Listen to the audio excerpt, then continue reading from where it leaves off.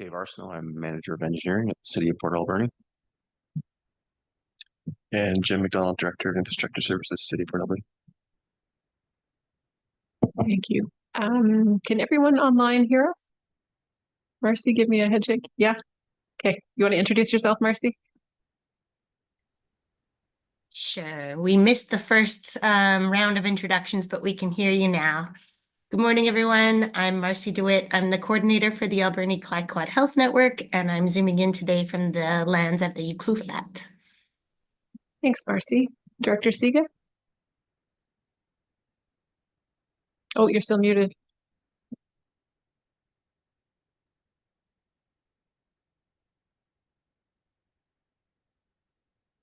No, we can come back to you. Deanna?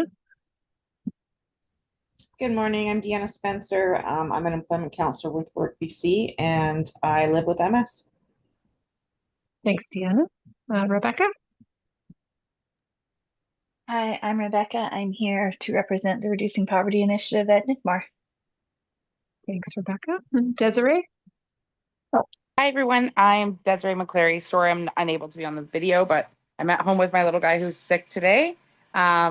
I have a 5-year-old who has ataxic cerebral palsy and autism. Thanks, Desiree. And Kristen?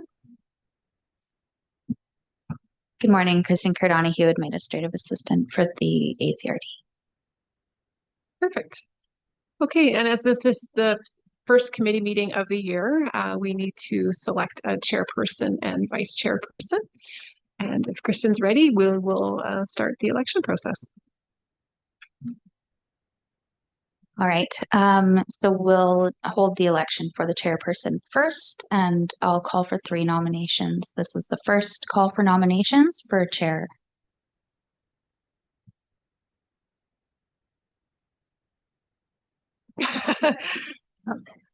Cindy Solda has nominated herself.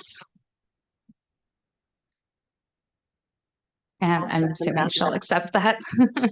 And second call for nominations? Okay, and a third call? Nope. All in favor of Cindy Solda being the chair for the Accessibility Committee for 2026?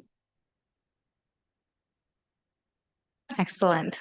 Okay, we'll hold the election for vice chair now, and I'll call for nominations for the first. I'll nominate Nicole. Nicole, do you accept that nomination? Thank you. And a second call? Okay, and I'll call for a third nomination.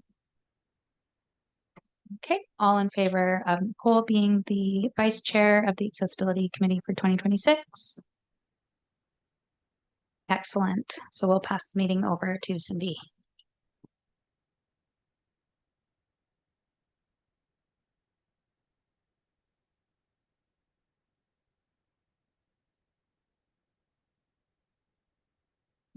All right, good morning, everyone, and welcome.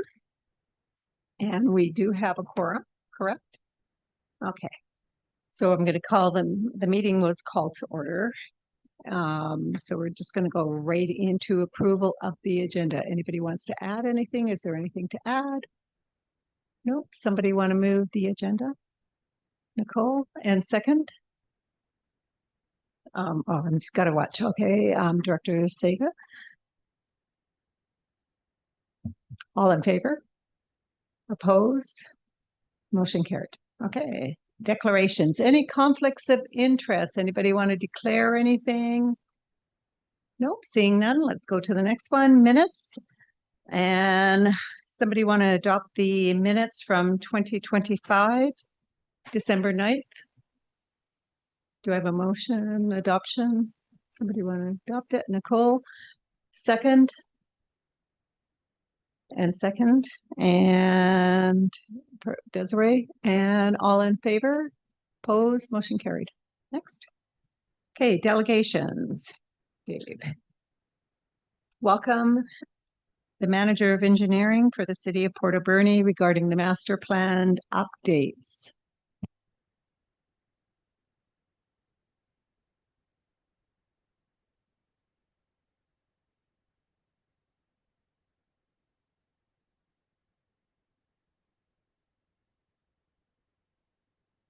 while we're setting up, I hope everybody had a wonderful Christmas. I know that was a long time since we've seen each other, New Year's, and now we're going into Valentine's Day. So, and we're ready to start our presentation.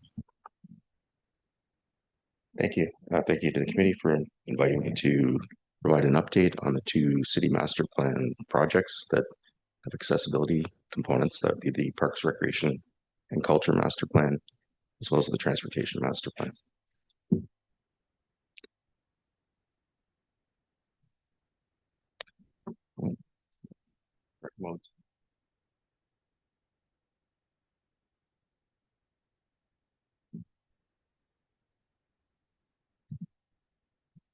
So the first slide is just a representation of approximately where we are in the process for these two projects. So for the Parks, Recreation, and Culture Master Plan, we've completed the second round of public engagement, and we've now moved into the final phase of the project, which is development of drafting of the actual master plan that will be presented to the public for feedback. In the Transportation Master Plan, we're just slightly lagging behind Parks, Rec, and Culture survey. The second round survey as part of the second round of public engagement will be coming out shortly, and we'll be winding down the second round of engagement over the next couple of months, and then moving into drafting the master plan for that project as well. So when I last spoke to the committee, we had recently done the first round of Parks, Rec, and Culture engagement, and I reported highlights at that time. So I'll now give you the Transportation Master Plan engagement highlights from spring of 2025. So we had about over 300 participants in the survey, the public survey that we released, and around 60 people attended the open house we had in the spring. Here's just a few highlights of what we heard from the public through those activities. About 8% of the survey respondents reported themselves to be transit users, about 5% users of mobility aids. So when we look at the aggregate results, I think we're mostly looking at people that primarily are drivers, but we did dig into the specific results we had from those people as well, so we could tease out the differences. There was a high level of public support and support among transit users in particular for improving pedestrian crossings and pedestrian intersection safety, installing sidewalks in areas where they're missing. There was a high level of support for improving the overall condition of our road pavement and pavement marking. That was rated as a high priority among all groups, including people identified as transit users and mobility aid users.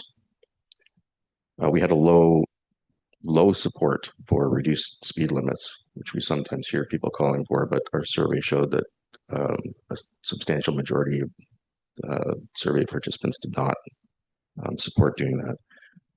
And there was a very divided opinion on a few topics, in other words, large for and against groups, and that would be mainly traffic calming measures, narrowing of roads, and providing cycling facilities.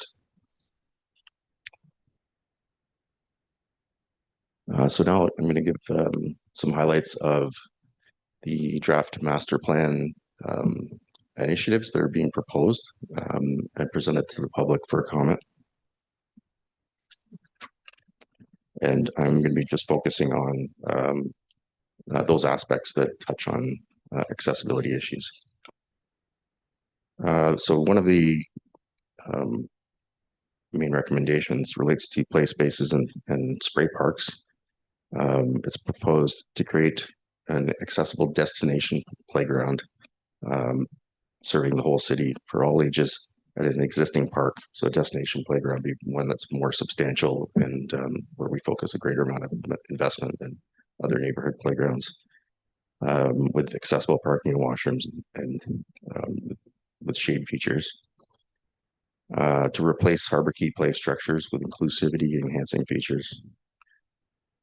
And and also to specifically designate staff resources towards pursuing funding opportunities and community partnerships to establish more accessible playgrounds and enhancements at other locations. There are recommendations related to public washroom access. So specifically to renovate older park washrooms at key locations to meet current accessibility standards, and to install a new accessible vault toilet or full service washroom at the John Douglas Park at Tebus. It's also recommended to create accessible water access pathways at both John Douglas Park and the River Road Park, where there are public opportunities for water access, but those parks as they exist now are not very accessible.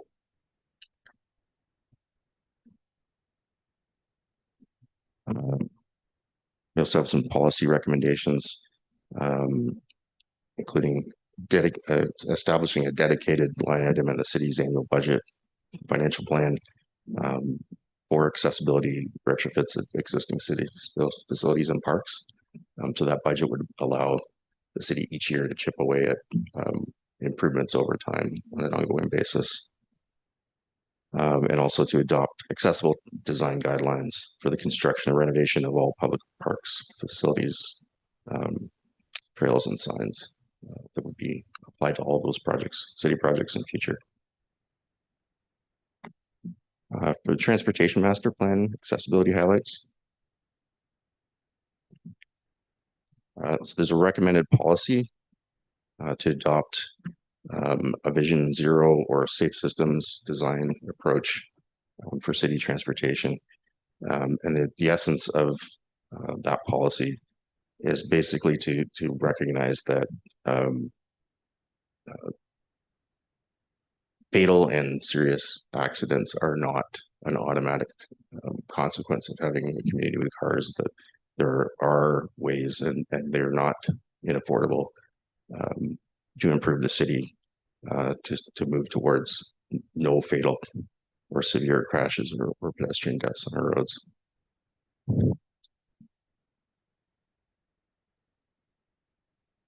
Some of the infrastructure recommendations includes sidewalk gap infilling in key areas where we don't have sidewalks on both sides of the street, including sections of Johnston Road, Compton Road in the Sumas School area, and Josephine, among others. And some examples of where additional multi-use paths are proposed. So this is outside of the roadway. River Road to Orange Bridge, Redford between Wood Street and the hospital, and Argyle in the area of the E.J. Dunn School.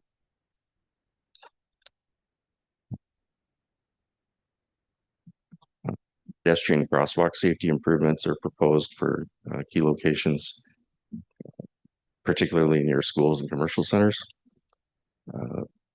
Those would involve things like standard accessible curb ramps, sidewalk letdowns. So in a lot of cases, we either don't have them or they're not built to a proper modern day standard for mobility aids.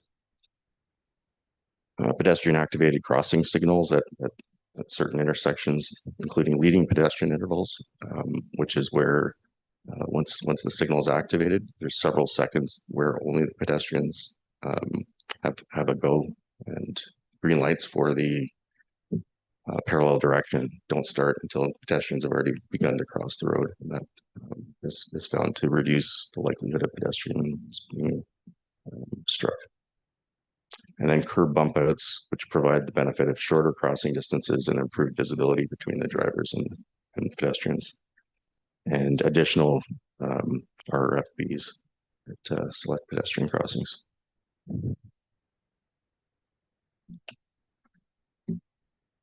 So these are all part of the proposed plans that our team has developed based on what we heard from the public through surveys and through our sort of subject matter experts studying the current state of affairs in our city.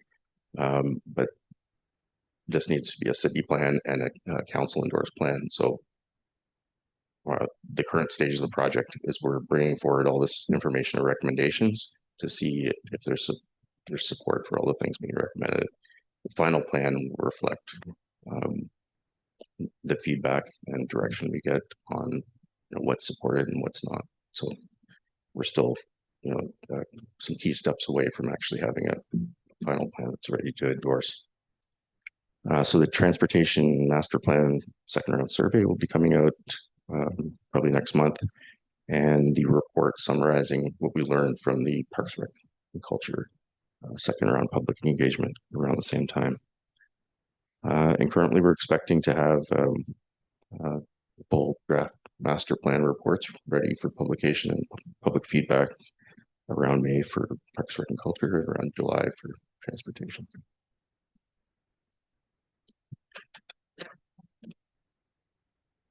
Thank you for, again, thank you for having me.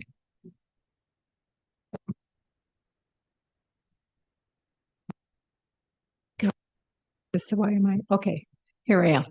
I was waiting for me to come on the screen, and then I knew it was working. Anyways, thank you. Appreciate that. And now questions. Anybody have questions? Kristen, can I get you to bring back? Oh, There never we mind. go. Thank you. Okay, I will have some questions. You expected that, right?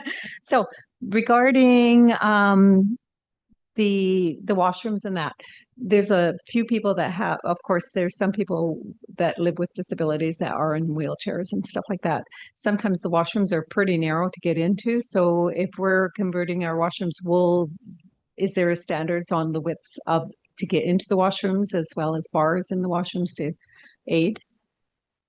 Yeah, that's correct. So any washrooms that are prioritized for upgrade, we would be following the current published standards, which include all those things like dimensions of doors and passageways and clearances, size of cubicles. There's fairly extensive guidelines that are available to our designers. Super. And also just even on our playgrounds and going to in some of our washrooms, we got grass they have to try to get maneuver wheelchairs on, or are we going to have something where the playgrounds will be able to be accessible for wheelchairs? I mean, we have some issues like that already in our community.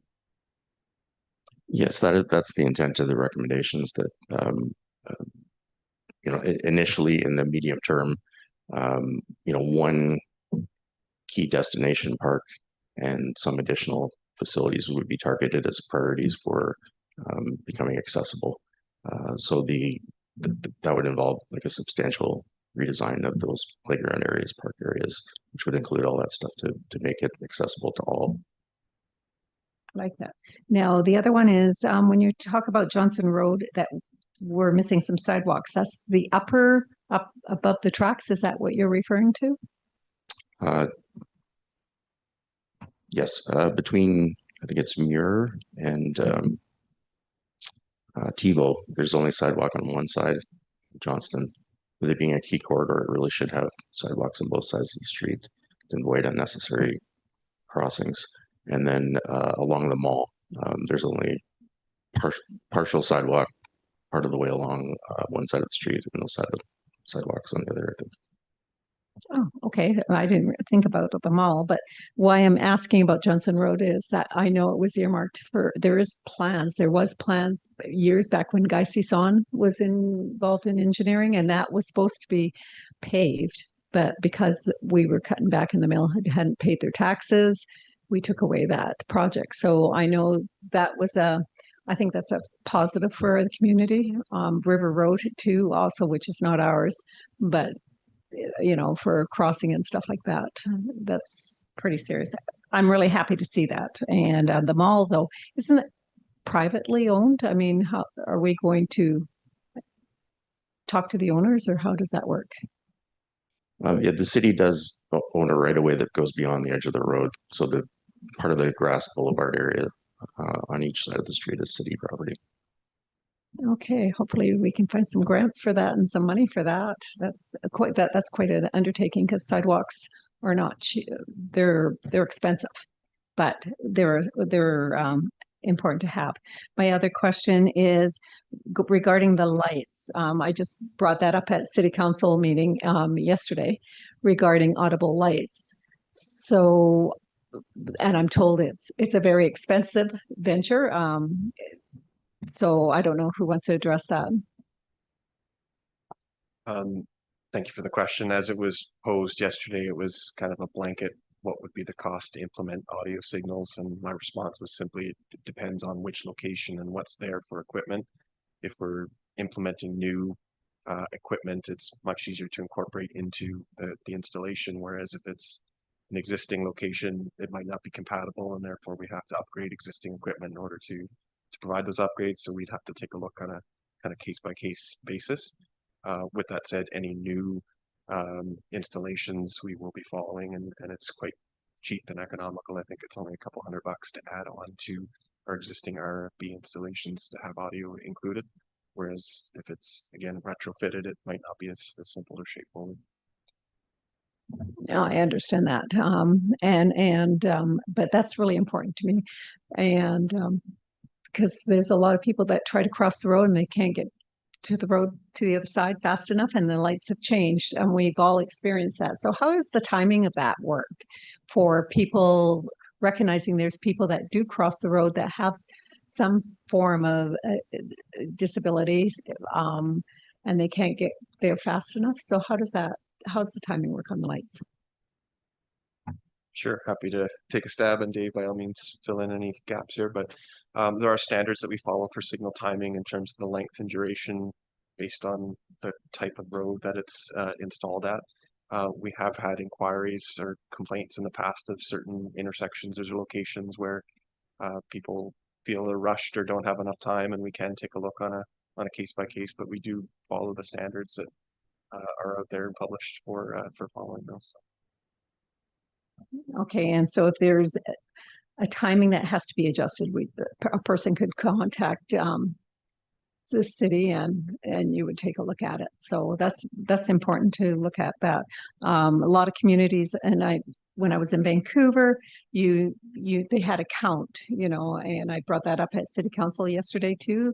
You got 20 seconds to get across there, and maybe put your phone away and look what you're doing at the same time. I mean, a lot of people follow on their phones. So is that viable in our community to have something like that, where when you cross the crosswalk, it's counting at the same time?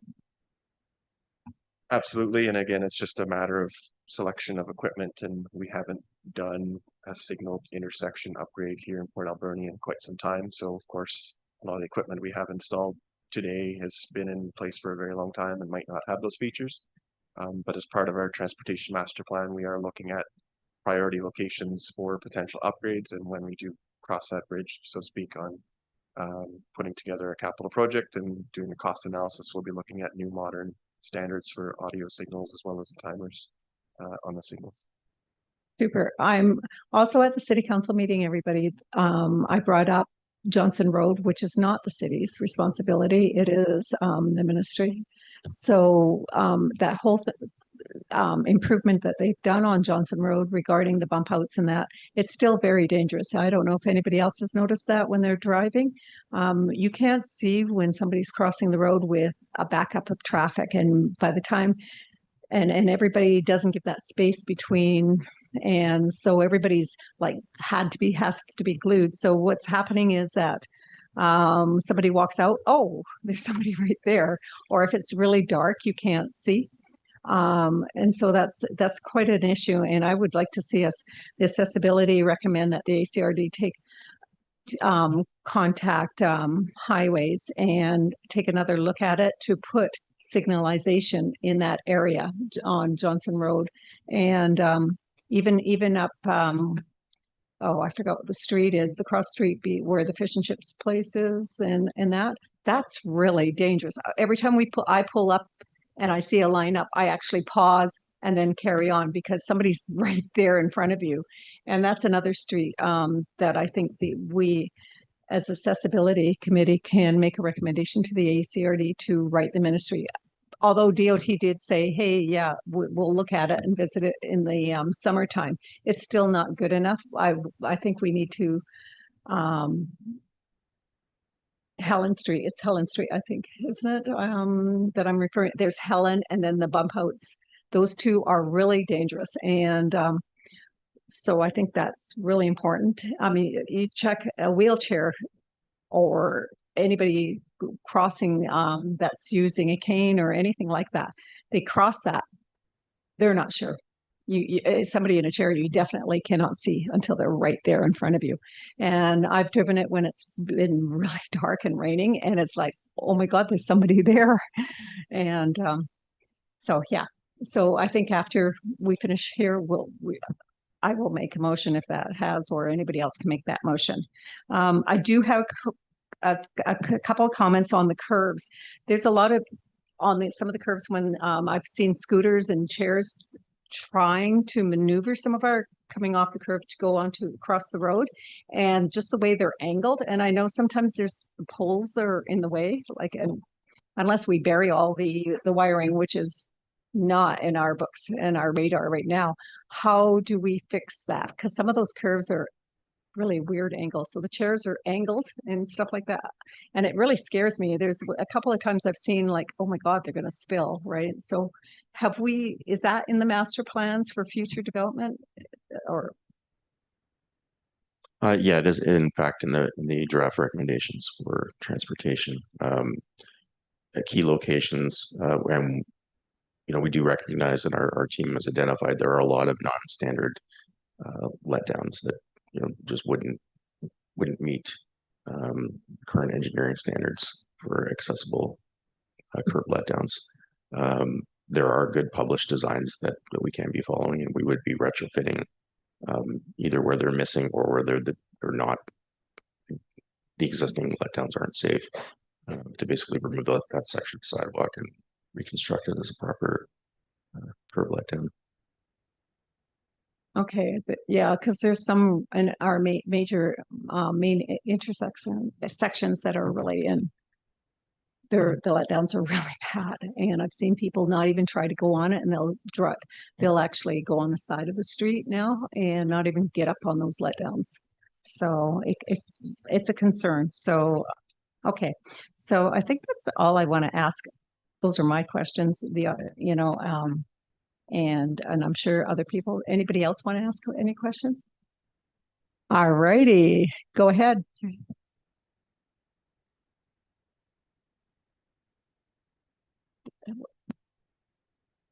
Desiree? Sorry, Okay, Desiree. sorry, I didn't you hear can't you see say my me, name. so- Just one question I had, well, two actually. One is, when is the master plan estimated to be completed and available to the public? And then second thing, when it comes to specifically accessible play spaces, and when the decision is made to go forward with that, will the public have a say in what actually is built? June? Yeah, the Parks Recreation Culture Master Plan draft is expected to be publicly released around May. Transportation would be July. So that would then begin the final phase of public engagement to get feedback on, is the plan right? Is it supported? Are the priorities in the right order? And the community and city council will have the opportunity to inform the team whether we need to make changes in that draft, whether we need to add things, remove things, change the priorities, change the acceleration of the schedule, or decelerate for cost reasons. That'll all get determined in that phase. As far as the actual specific recommendations, in some cases the recommendations are to make strategic improvements to pedestrian crossings, for example. It would really be up to city staff to assess based on recognized criteria, which intersections are posing the highest risk or the greatest barrier to the most people, where would get the best benefit for it. So it wouldn't necessarily be the order of every project and priority of every little project within the implementation plan being publicly decided. It's more the general priorities, and a lot of the specifics would be worked out through implementation. All right. Do you have a follow-up there? Sorry, I was, maybe my question, I don't know, or maybe I misunderstood. I was just saying more specifically to when, the city goes forward with a park, when it comes to the components that are actually being built or, going to be added to a space, will that be open for public, input? Okay, Desiree, thank you. And Dave? I'm not sure if I can answer that because the actual implementation will involve smaller projects. Like for example, the implementation of a destination accessible park would be a project in itself led by the Parks, Rec and Culture Department. So I think those decisions, how much public involvement there would be made by that team, that department, and as augmented by direction from City Council. And I know City Council, thanks, Dave. I know City Council is looking at adding some components to the parks and that, so we can check on that too. So, go ahead, Jim. And just to add to Dave's comments, and completely in agreement with these projects, so that the master plans will give guidance to how we tailor these projects, and then specific projects will be brought forth to council for financial approval. So, for instance, if it was parks upgrades, if it was multiple parks, somebody from the Parks Department would present a report to council. Here's what we're proposing. Here's the financial cost. Here's the implementation schedule. And then there could be a discussion around that time. But I don't believe there's a full public engagement regarding the specific individual components of any upgrades. And you're absolutely correct. Some things have come to City Council on some of the little upgrades that we are doing, and we have tried to make sure that accessibility was a really big standard of that. And anybody else? Do you have a follow-up? I should ask you that. No, that's all. Thank you. You're good. Okay, thank you. And any others? Heather? Dave, just a question. When the master plans are drafted, the reports, you said that public engagement will occur. So are those like public meetings, or is it going to be an online survey? Like, what does public engagement look like for the next round? So the first two rounds of engagement in the earlier phases of the project were really open, where we were trying to get as much input as we could, open-ended, give us your thoughts, give us your directions. At the third round of engagement, we've got a full report, a drafted plan, and really our engagement is inviting the public to read it, advertising, trying to reach as many people to know it's out there in draft and that we need to hear what the community thinks, and ask the community to give written feedback or phoned, talk to our team, give us the feedback, give council your opinion, and make a decision on the report as a whole. So what I would suggest to the committee is that we keep including the master plan updates on this agenda so that you're aware of when they're accepting final input. And you can contribute any way you like, either privately or the committee can, submit a letter or something like that, just to not lose the committee's interest in these plans.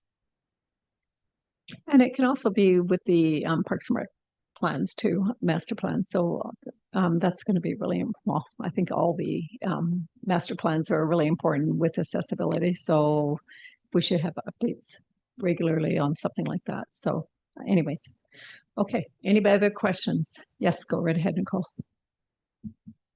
It might be a question or just a comment. I know that we were talking about the accessible washrooms, but I think that it often isn't considered that not every person with a disability is able to independently use a washroom. And there is a facility called Changing Places, which is actually intended for people who need an attendant, and it's a different accessible facility. And I don't believe, other than the pool, would offer anything that would be comparable to anybody who's a guest in our community or any of our community members. So it's very difficult if someone needs an attendant to have a space, and a regular wheelchair accessible stall is not suitable. So I hope that that would be a consideration for those people. Yeah, I appreciate that input, and I will share it with the team.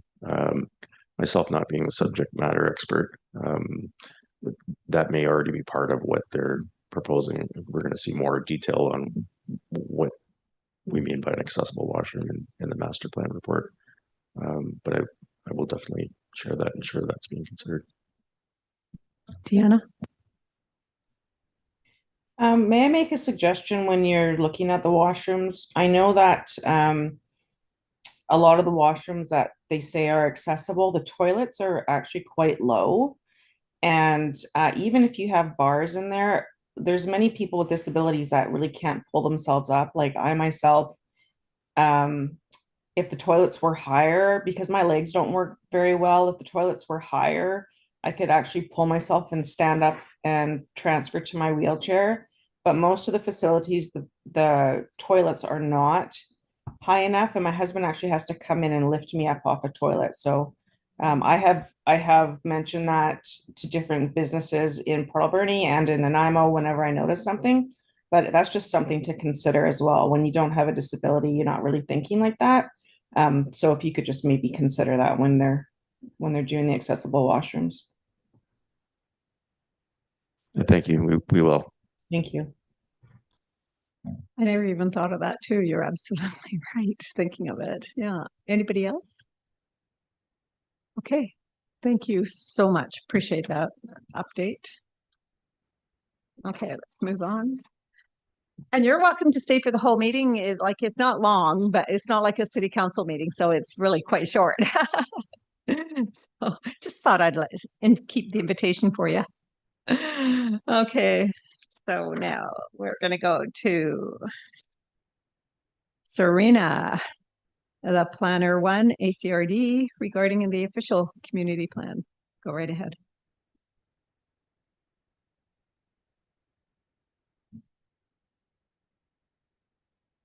Serena, do you want to take the podium? Would that be easier?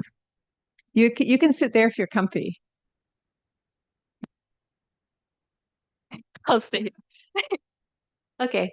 Hello, everyone. I'm really happy to have the opportunity to present to you all today. So to reintroduce myself, my name is Serena Manhas. I'm a Planner 1 at the ACRD. And I just wanted to take this opportunity to introduce our official community plans to you all. But before continuing, again, I would like to acknowledge that the ACRD office is located on the traditional lands of the Hoopa-Chesset and Sishat First Nations, who have looked after the land since time immemorial, and we are grateful to be able to work, learn, and play on their traditional territory. So what exactly is an official community plan, or an OCP for short? An official community plan is a document that guides land use for 5 to 20 years. So it's really about future land use, and it's used to address questions such as what housing types, such as detached or multi-story housing, should be encouraged, where should parks be located, how should the environment be protected, and what transportation is needed. And an OCP does this through policies. And so to talk about our OCPs, the ACRD has a total of 6 OCPs. So we have one for each electoral area, and they will all be undergoing updates. However, right now we are only in the process of updating the ones for electoral area C, otherwise known as Long Beach, as well as electoral area D, otherwise known as Sprout Lake. And OCPs are made to reflect community needs, so they involve a lot of engagement with community members, First Nations, and local organizations. And as you can see over there, we also have, I included a photo there from one of our engagement events. So that was a community barbecue at Cougar Smith Park that we did for the Sprout Lake OCP. And here is a map of the land that the Area C OCP has influence over. So this area is located just outside of Ucluelet. It's important to note that it doesn't have influence over the First Nations communities over there.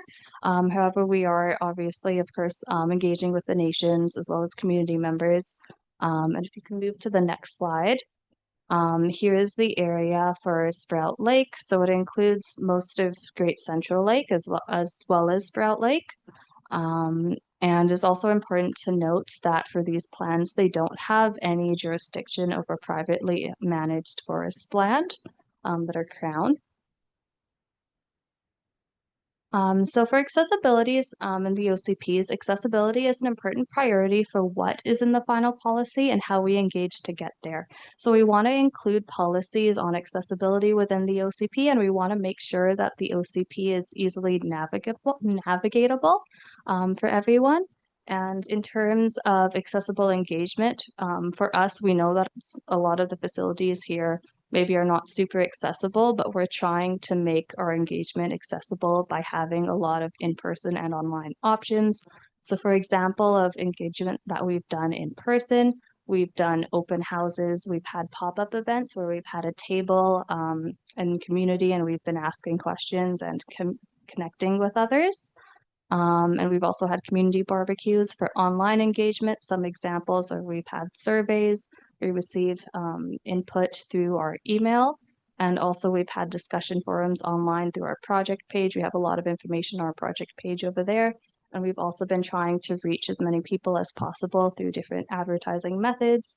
For example, we post up community flyers in neighborhoods. We send out mail to residents, and we also have radio ads that we've done as well as newspaper ads.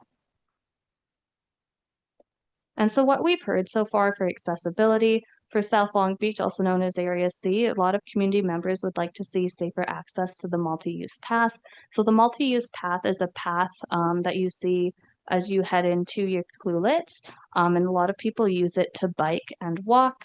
And some people have concerns because there's not really a crosswalk to access that. So that has been mentioned a lot. Improving water access has been brought up. So some community members would like to see more infrastructure, especially like a dock around Port Albion was mentioned, and more trail signs for accessibility was mentioned.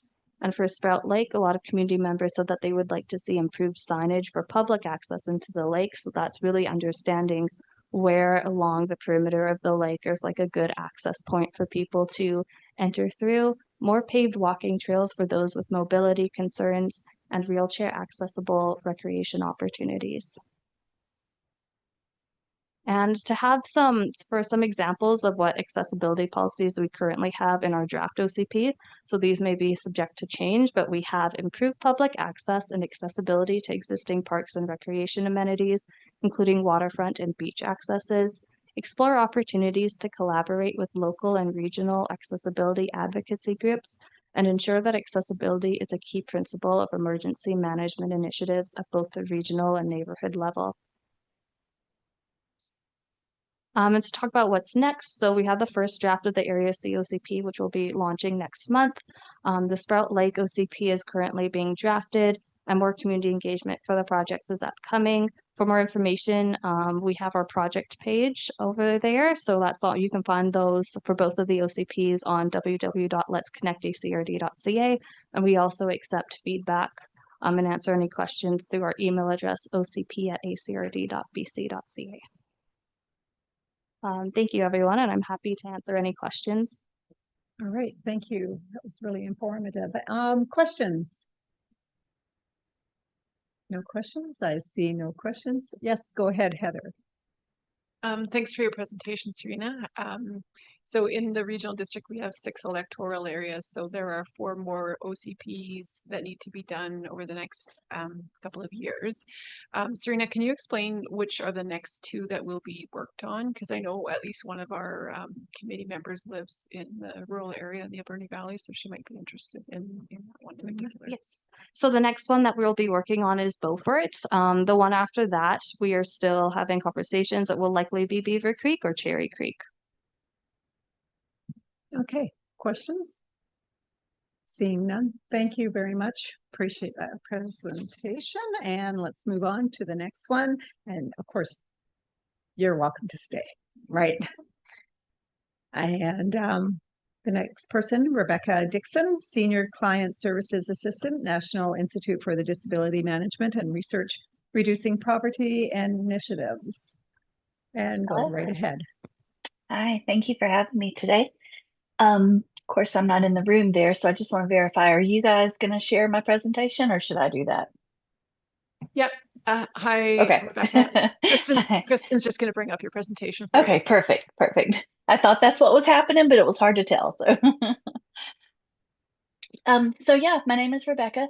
I work for NIDMAR, which is in the presentation. We'll talk about that in a second, but I want to let you know about a project that we're doing. It's the Reducing Poverty Initiative. It is a super exciting initiative that you might all be familiar with, but the impression I got is that you're not. So I want to tell you about it and tell you how it's helping people here in Port Alberni. Just still waiting for the presentation. Is that okay? There we go. Thank you, Kristen.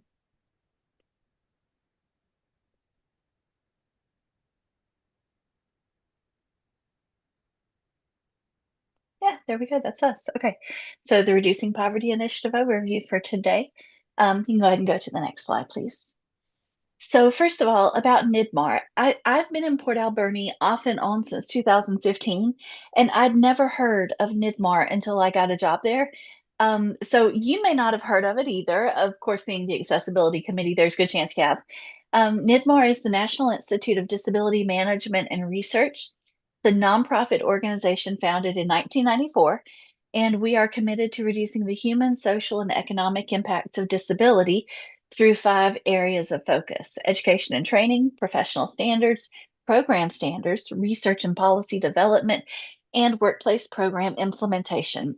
We're actually located just up on Cherry Creek Road. So if you weren't familiar with us, we're at Pacific Coast University for Workplace Health Sciences.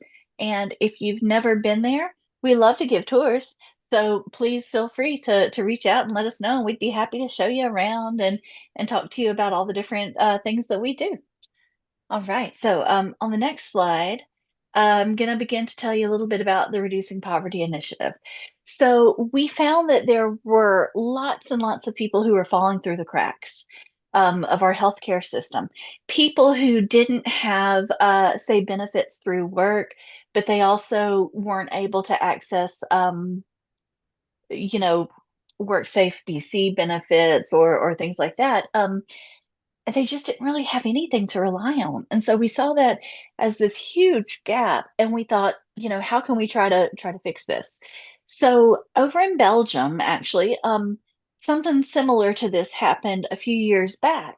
They tried out a program like this, which is an early intervention program, and it was so successful. They were able to reduce the number of people who were on, social disability by 10%, which is a really significant number in the disability management field. Again, it was so successful that it's been legislated. So that's part of their whole system now, is that they use early intervention methods with people who are injured to help them return to work. And the number of people who are able to return to work, it's surprising. It's surprising how effective this is. So we saw what they were doing in Belgium. We were kind of watching from a distance and seeing what was going on over there. And we saw how successful and effective this was. And we thought, why don't we try the same thing? So we've got a pilot program here, and this is what we're doing. We are supporting individuals who have acquired a physical or mental health impairment and their employers in the return to work journey. In order to help them with their return to work, we provide case management by CDMPs. Those are certified disability management professionals. They can help with advocacy, referrals, planning, etc. They can liaise with employers. They can make referrals to different organizations, different resources throughout the province. And they help people set up appointments, help them manage appointments, things like that. It is, I was not familiar with the CDMP designation before I took this position, and it's incredible to see what these people do and how they help people who have disabilities. They're really just like a right hand in guiding them through the healthcare system. The big part of our program, the most maybe exciting part, is that we fully fund health treatments for these people who are eligible for our program. That includes physical therapy, occupational therapy, mental health therapy, but it also includes things like occupational therapy, kinesiology, chiropractic care, all sorts of things. We can fund on-the-job aids or adaptations as well as ergonomic supports. So, wrist braces, crutches, the desks that you can use to stand or sit at, we fund all those things for people to help them be able to continue to do their job to the best of their ability. Um, Individualized supports and services. I can't emphasize enough how this program is an individualized program. So every single person who comes to us obviously has a different injury or a different illness. And so we deal with each person individually. We don't say, well, this is what we usually do, so let's see if it works for you. We take each person who comes to us and we talk to them about what's going on with their health, and we create a very individualized plan for that person. Okay, Kristen. So who can sign up for our program? You've got to be 18 to 65, unable to work for physical or mental health reasons, currently employed with a job to return to. So that part throws people off sometimes, unable to work but currently employed. We're talking about people who are on medical EI, things like that. So they have an injury, which is why they're unable to work, but they do have a job to return to once that injury has been healed. Again, ideally, we're looking for people who are off work for less than 1 year. This is a return to work program. So it makes, you can kind of see that it makes more sense to assume that someone who's been off work for less than a year is probably going to be more successful in a fairly quick return to work than someone who's been out of the workforce for 10 years. So we are, this is a very niche program, and it is a pilot. So we're looking specifically for people who haven't been out of the workforce for too long. We're looking for people in one of 4 pilot communities: Prince George, Nanaimo, Kelowna, and Vancouver, plus surrounding areas. So we typically say 75 kilometers as the crow flies, which means Port Alberni is included in the Nanaimo region. Significant portion of the island is actually included. And on April 1st, we're looking at extending it to all of Vancouver Island. Finally, we're not able to accept people who have insured benefits. So people who are receiving funding from WorkSafe BC, ICBC, short or long-term disability coverage through their employer, just because those organizations, those places do the same thing that we're doing right now. They provide funding for those treatments. And so we want to let them do that because they have a bigger budget than we do, to be honest. So we want to let them use theirs up. Now, something I want to note on the eligibility is that, again, because this is a pilot program and we're sort of just making it up as we go, it's kind of cool because we can be a little bit more flexible with our eligibility guidelines. And we have done that for sure in several instances. So the note there, unable to work for physical or mental health reasons, we do accept people who are currently working, but are what we call precariously employed. So if they don't get some sort of treatment, some sort of assistance, they're likely not going to be able to stay in that job. They're not going to be able to return to work.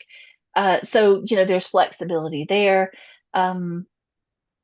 Off work for less than a year, give or take, kind of depends on the situation and the likelihood that the person's going to be able to return. But, like I said, give or take a year. And then finally, the pilot communities, we really want to make sure that we're helping as many people as we can. So initially we came up with that little 75 kilometers as the crow flies. But you know what? When we look at a radius map, the one that we use, doesn't have 75 kilometers. It goes in increments of 10. So, hey, we bumped it up to 80 kilometers. And, you know, if somebody calls and they give me their address and I'm looking at the map and I'm like, oh, you're so close. Yeah, yeah, we'll accept those people, right? So it's not completely black and white. There are definitely places where we can be flexible with who we accept. There was just something else I was going to add, and I don't remember what it was, so we'll come back to that. Okay, Kristen. So this is a little video that actually just gives a really good overview of our program and exactly what we can do to help people. When they sign up with us, they can apply online. They can be referred by a doctor. Doctors can use Pathways program that they use to refer people to different services. A lot of different ways to apply, but when they apply, what they'll do is they'll give me a call. I'm the one that answers phones all the time, and we will set up an intake phone call. It takes about 30 minutes.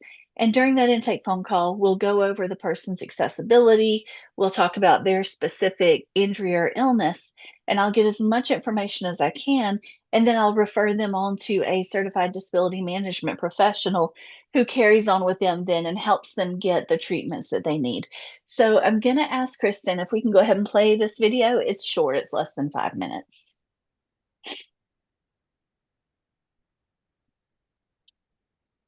We'll try, Rebecca, hang on a second. Okay. And if it doesn't work, that's okay. It basically says what I said, just a lot in a much better way.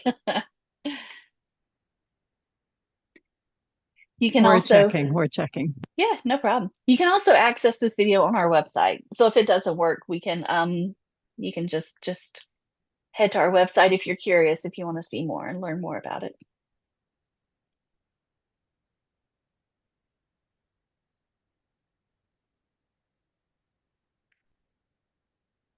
It looks like a slide. It doesn't look like a video. Mm. Oh, wait. It's a video. We got it. Okay.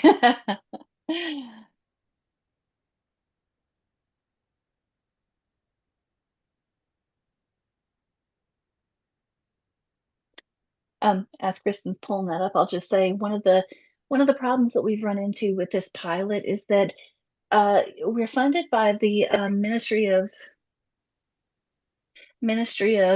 Social Development and Poverty Reduction, and they've already given us the money, so we just need people to spend it on. We haven't had enough participants to spend up all of our money. So go ahead, Kristen. I'll stop talking.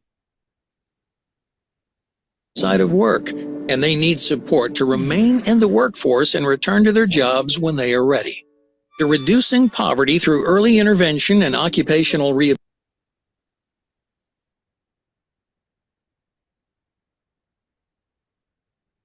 rehabilitation initiative is here to help. This program assists individuals in managing their situations and connecting them with the right support at the right time. By stabilizing their circumstances, we can prevent life-changing conditions such as poverty from setting in. Let's look at Alex's story. Alex is 27 years old and works in construction.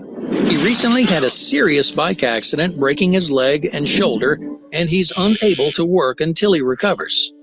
Alex doesn't qualify for workers' compensation since his injury didn't happen at work. Instead, he receives employment insurance sickness benefits. But his EI funds are nearly depleted, so he has to turn to income assistance to support his family until he can get back to work.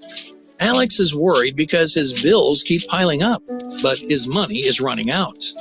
Without sufficient income, he faces the risk of poverty, homelessness, or worse. The stress is starting to affect his mental health. This is where the Reducing Poverty Initiative can step in early to help Alex out. The program connects Alex with a Certified Disability Management Professional, or CDMP. Together, they create a plan for Alex to return to work. Through the program, Alex receives fully funded physical therapy for his injuries and mental health support to help him manage the stress caused by his situation. The CDMP also helps Alex navigate the healthcare system, manage appointments, and communicate with his employer about a gradual return to work plan. This plan may even include job modifications to ease Alex's transition back to work. His CDMP works with everyone until Alex is fully reintegrated back into his job. With this help, Alex can fully recover and remain employed. He can protect himself and his family from poverty and return to his social life. Alex doesn't become at risk, nor a grim statistic. If you're injured or disabled and need help returning to work, this program is for you. Check our website for the latest details and how to apply. We'll contact you within 2 business days to confirm you qualify and connect you with a certified disability management professional. Your CDMP will work with you to create a return-to-work plan catered to your unique needs. And they'll help you access services and support that you may not be able to afford otherwise. The connection with your CDMP is ongoing, meaning that your CDMP will remain connected with you as you return to work, making sure you have everything you need to successfully stay employed. If you're an employer without disability management resources, we have tools for you too. Visit our website to find policy solutions and training to help support your workers. Cultivating a supportive environment for disabled workers benefits everyone. The Reducing Poverty Initiative is an exciting, innovative pilot program that's constantly evolving. Keep an eye on our website for the latest developments, helping people in British Columbia secure their economic futures. If you have questions or need more information, please contact us. Thank you, Kristen. Every day.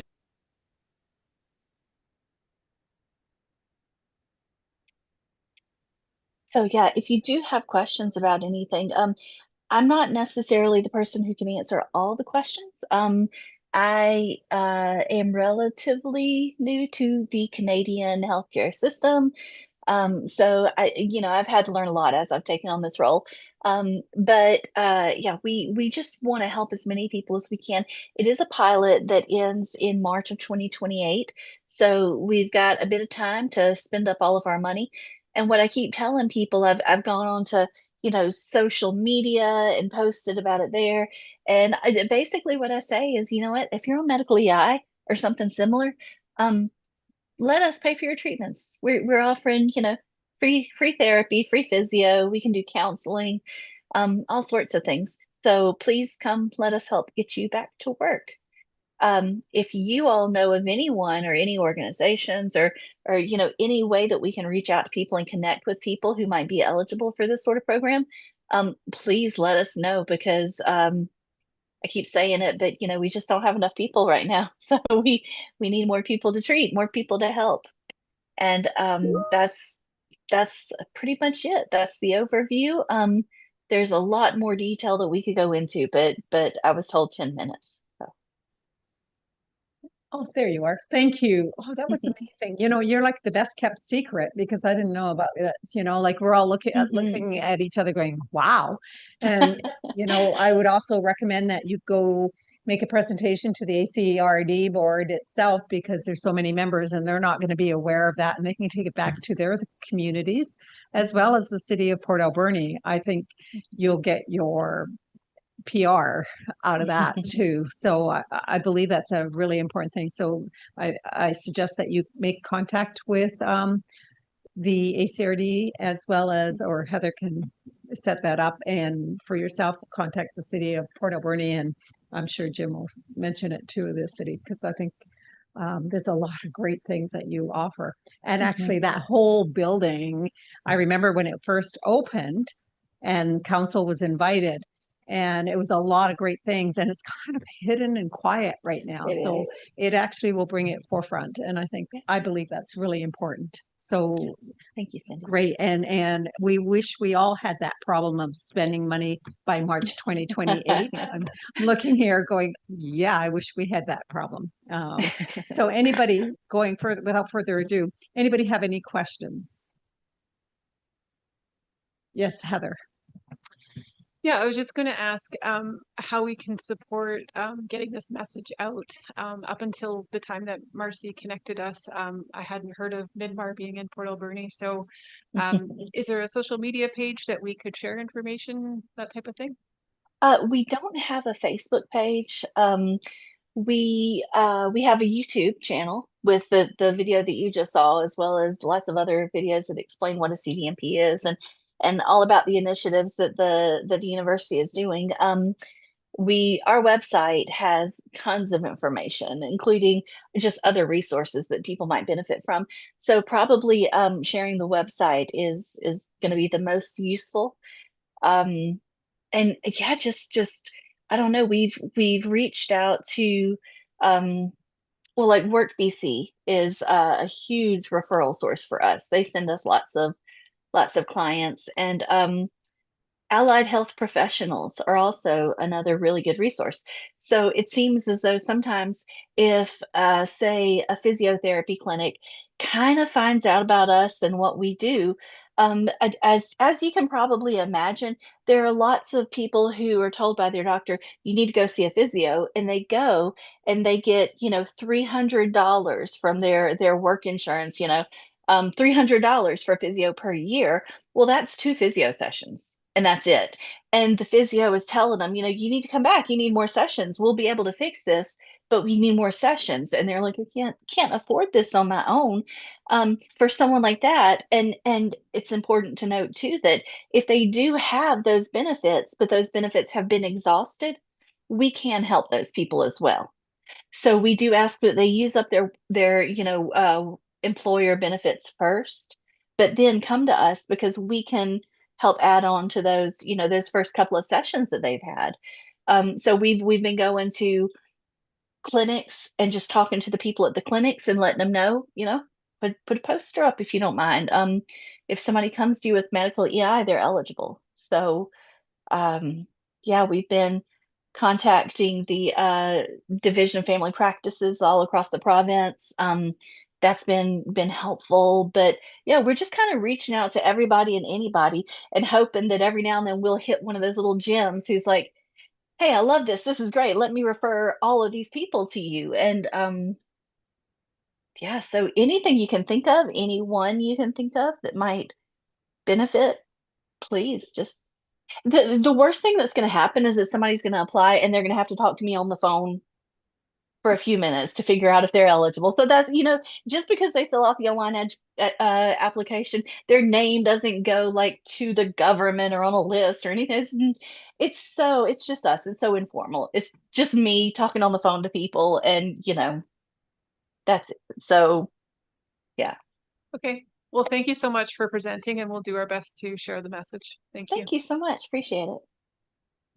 Anybody else? I'm going to give everybody another chance. No, I just think you're the best kept secret. And I believe that, through doctors and physio offices that it should be out there. And I know from my own experience, when I had a shoulder replacement from work related, that I wish I had known. But Yeah. anyways, and I totally agree with you when you have physio, like I had one appointment for that. And Yeah. anyways, so I'm now, this arm is done. But anyways, please get out to City Council, the ACRD, and get it on. And it's live streamed. And I don't know how many viewers we have, but please get it out. And if you have stuff for our websites, please send it to the city and ask them to, Okay. and the ACRD, so they can fan it out. Thank you so Okay. much for the Perfect. presentation. Thank you. Next, and you're most welcome to stay on. We're nearly done. Thank so you. You're welcome to stay if you're bored. So the next one is Correspondence for Action, National Institute for Disability Management and Research. Heather. Yeah, those were just the brochures that Rebecca had sent along to go with her presentation. So they're there for more information. All righty, thank you. And ACRD? So there is 2 letters that we sent to provincial ministries, and that was based on a recommendation from the Accessibility Committee in December. So our board supported that request and sent 2 letters, one to Island Health regarding the occupational therapist shortage, and one to Minister of Environment and Parks regarding accessibility at Cathedral Grove. Okay, City of Port Alberni. So the city has included a response to a question about audible signals. Which we had a verbal presentation. Does anybody have any questions on the correspondence? Nope. Okay, so, and somebody want to move the correspondence for information? Okay, and moved and second. And second. All in favor, opposed? Motion carried. Okay. And requests for decision, there's nothing. Nope. Reports, nothing. Anybody, oh, reports. Anybody have any reports from their community or from their organization? Nope. Seeing none. Late business. I just want to add in late business that we contact MOT or the Department of Transport regarding Johnson Road, and that they look at, I don't know how you want to make that motion, but that we write them and say that they need to look at the corridor to put overhead lights or some kind of pedestrian lights for traffic. I'm not sure how to word that because that just came. So this committee makes recommendations to the Board of Directors. So it would be the Accessibility Committee recommend to the ACRD Board of Directors. But given that this is coming from the Accessibility Committee, it should be accessibility related. So if you have something to add related to that. Okay, so let us, sorry, I meant the to the board. I realized that. So that they put audible signalization, since there is nothing there, audible signalization for crossing that area, where the bump outs are. So is that specific intersections, or do you want to be more broad? Either way is fine. I just want to clarify for the motion. Those right now are the Pacific. Well, we have a couple. Let's do. I don't know if they can do where the lights are now. We don't have it audible there. Let's just do the Johnson Road corridor. Let's broaden it because we have the lights by the school, as well as if they put lights on the bump out areas, that would be great. And audible, there's the streets there. Let's look at the whole. Let's broaden it out because they're doing the roundabout, and they're also going to be where the totem poles are, that River Road and Johnson Road. They're going to be looking at that intersection too, eventually, once the roundabout comes out. So let's broaden it out. Hopefully that will happen. I don't know, however you want to write it. You can wordsmith it after. Does anybody have questions on that? Does somebody want to second it?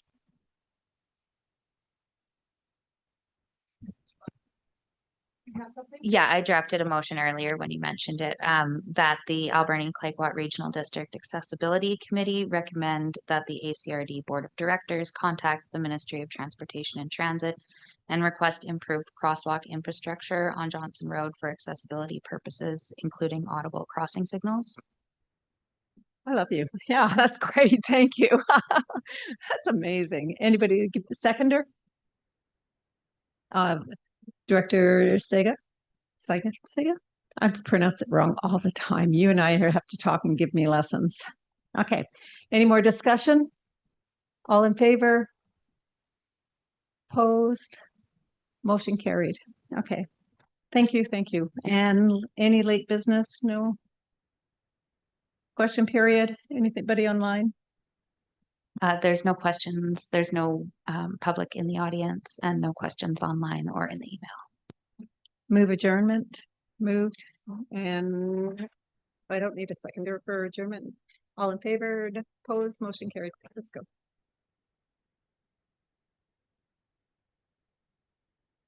Thank you, everyone. Have a wonderful